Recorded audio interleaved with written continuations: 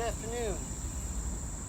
Just going to do a little short video from my backyard here with Ace and Ellie, making sure I talk about the right things. But what I'm going to talk about today is the importance of our lead arm on the downstroke and where it needs to be in relation to your swing. So on the downstroke, if this lead arm, your left arm for right-handers, gets too far this way along with the club, then your swing path is going to be way too much from out to in, and that's going to cause it's going to be cause a pull or a big slice.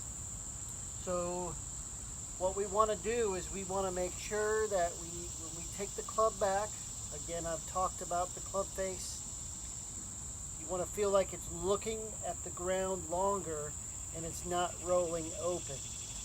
That's the leading cause of why we get our left arm gets out this way. So we want it, again, the club face looking down at the ground longer and then making a good turn. But and everybody they can make a good pivot or a good unwinding motion, and then what that does, it keeps the club head behind the hands and the lead arm more in, and you can swing more. I guess the feeling would be swinging more out to the right, and that would be creating a draw. So I know everybody wants to, hey Eric, teach me how to hit a draw. So that's how we do it. Club face has to be under control, and the lead arm here has to be more in and not out. Okay, more in and not out. And then simply all we must do is just unwind our body, and you can see how that club face gets square at impact.